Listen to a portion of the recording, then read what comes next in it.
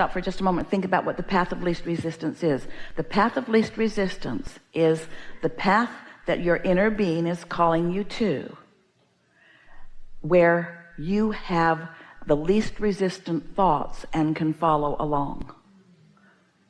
In other words, it's the path of your least resistant thoughts. Look at it this way. Your inner being knows where you are and where you want to be in relationship to where you are, and knows what the least resistant path is, and is with you all day, every day, offering satisfying thoughts to lead you along that least resistant path. Haven't heard it like that before, have you? The path of least resistance is the path you're on that you feel the most satisfied on. So, for example, it's sort of like children who are going past the candy store and they want candy, and their mother is trying to get their attention over here instead. Well, your inner being is always calling you, wanting to get your attention to things that your inner being knows are satisfying to you, that will just lead to more and more and more and more and more. We interrupted you. Can you remember where you were headed with that? Absolutely. Path of most allowance. It would be more positive for us to say path of most allowance, but we want to acknowledge that you do have resistance on your path, and that it's okay, and that it's logical that you would, and it's no big deal, because your inner being knows where all of it is and is guiding you around it. So again, that balance that you're talking about. If you're going 100 miles an hour and you hit a tree, it's a bigger problem than if you're going 5 miles an hour and you hit a tree. So sometimes humans would conclude, since hitting the tree is a problem, that they'll just go 5 miles an hour from now on. And we say, that's no fun. That's no fun. You want to go way fast, and you just want to pay attention to what you're doing. Think about being in a really beautifully designed car that has a very low profile, and it's got a gear ratio that's perfection. And when you get in it, you're not just looking for one big old straight road with a sign on it that says 100 miles an hour is okay. You want to get on some of those mountain roads. You want to feel that car do things other cars don't do. You want to drive it. Most of all, you want to feel your ability to take it where you want it to be. It's the trail of diversity that makes your interest in the journey so sweet. But humans think, just give me a direct path from here to here, and when I get over there, then I'll be happy. And we say, no, it's the driving really fast with lots of things that you have to pay attention to that is the sweetness of life. When I had that sense of well-being, that's exactly what it was for those 2 days. It was just like wonder and everything in every moment almost. So well, you were in sync with your inner being, who knows where the wonder is, and most important, here's the piece we want you to hear, knows how much magic and wonder. It's not magic, but that's a good word. You like the word. It feels sweet to you. So your inner being knows where the most magic is that you can let in. Your inner being is completely aware of the capacity that you have in every moment in time for the magic. So imagine if you're practicing being satisfied, less and less resistance that you're introducing to the equation, so more and more momentum in that feeling of satisfaction. Can you imagine what you are queued up for your inner being to point out to you? Now, don't misunderstand us. We need to be very clear about this. Your inner being is not holding back on the magic. Your capacity to acknowledge it is what the holdup is. We are not saying, well, we could point him over there, but he's not really ready for that trip. Everything that you're asking for, a path is being highlighted for you. But sometimes you're just sort of dense.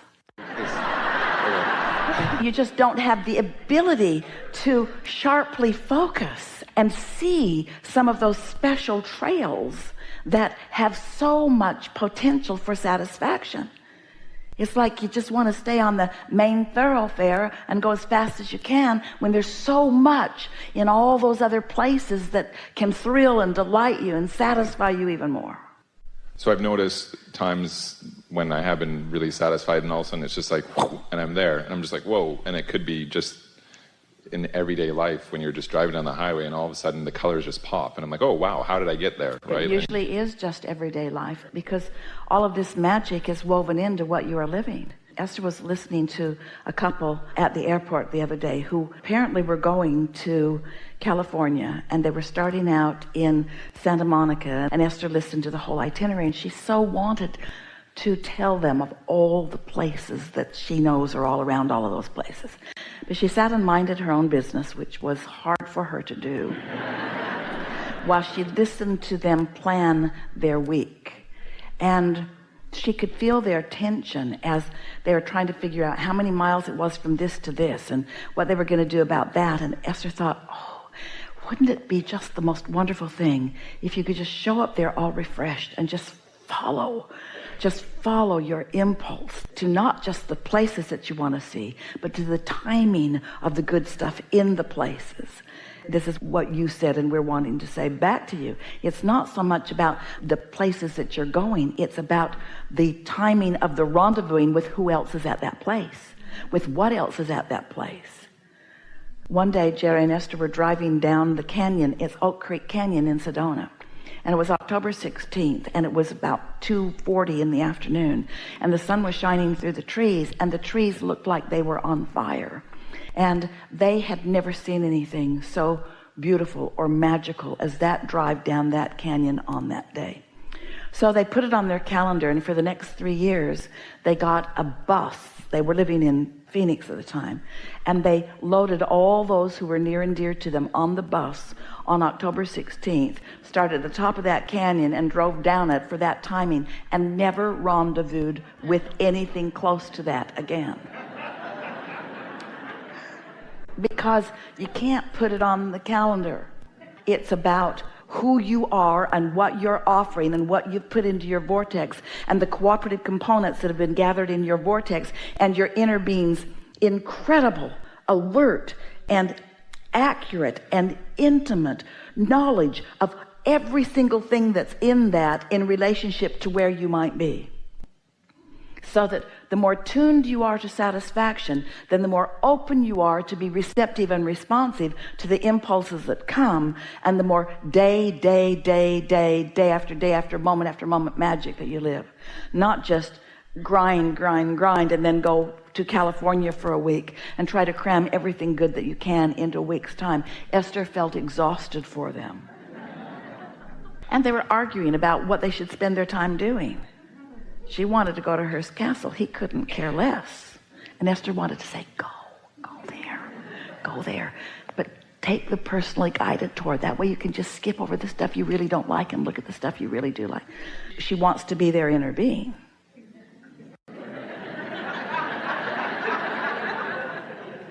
I get a really good sense for kind of that pure positive perspective energy that, you know, when somebody passes, it could be, you know, the best, most holy person, or it could be, you know, the person who steals candy from babies.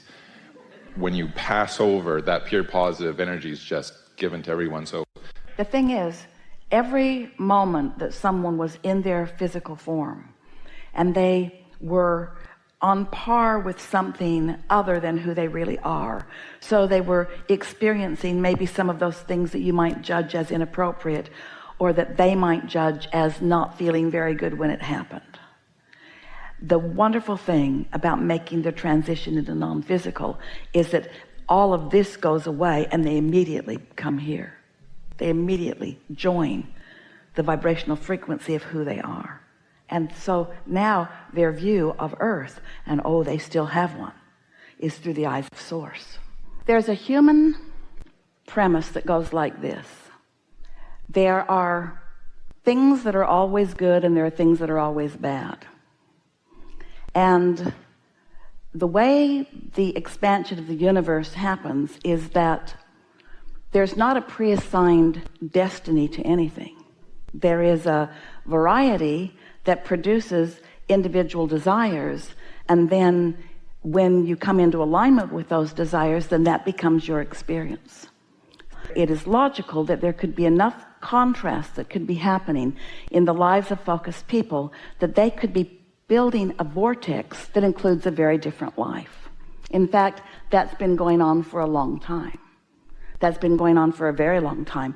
As people starve, the vortex becomes filled with more food. As people are impoverished, the world is filled with more financial gain. As people are frightened by the assertion of others with violence into their experience, the world is really filled with more peace. But it's filled with this vibrational reality that humans can't see.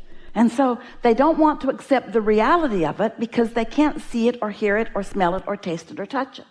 And one thing that we've noticed about humans, you've noticed it too, is that in most cases you'd rather have a negative thought than no thought at all, because the negative thought feels like you're doing something about something.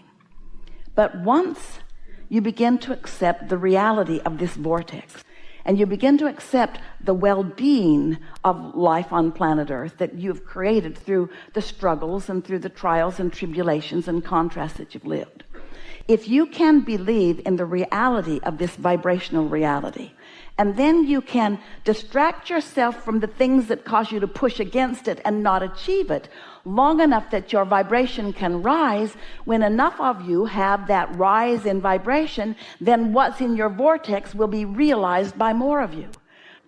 So if you can accept that there is a vibrational reality, that there is a vibrational reality that includes love and clarity and peace, but it also includes the contrast that keeps all of that going. If you can accept that this vibrational reality exists, and then you can get off the big subjects, get off of your soapboxes, stop trying to make everything bigger than it really is, and just find a reason right now while you're standing in line with these people to feel satisfaction about something, or right now in this moment when you're talking with your children or with your mother or with your brother or with your employer or with your employee, to find something that you feel satisfaction about, till little by little you tune yourself to the frequency of everything that you want that's in your vortex. Now, it doesn't take very many of you before you tip the balance of that, but we don't want to talk to you about what you need to do in order to change the world, and then the changed world will make you feel better.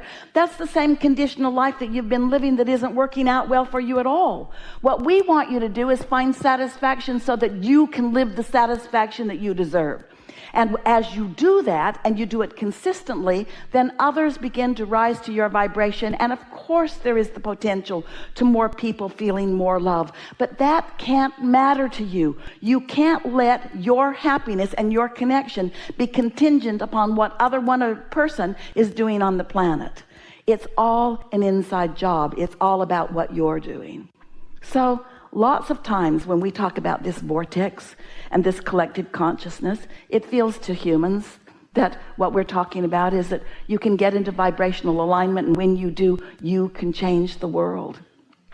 And what we want to say is, when you get into vibrational alignment, you can change your world, and that's as far as your personal freedom goes.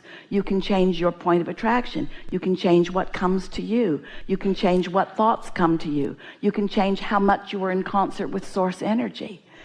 And so then the next logical sequential thought that comes from most humans is, well, if I do that, Abraham, if I envision peace on earth, if I create a vortex of that, if I align with that, if all that is joins me and we find this vibration of clarity, then will the world not have to rise with us to that vibration? And we say, don't you think that all that is has been after that for as long as you've been around? Don't you think that source energy, that which is God, that which is love, is focused on that and only that? And with all of that is happening, still humans find ways of pinching themselves off from that. But you cannot let your sense of alignment, your sense of well-being, be contingent upon what else is going on around you, or you'll just never get there.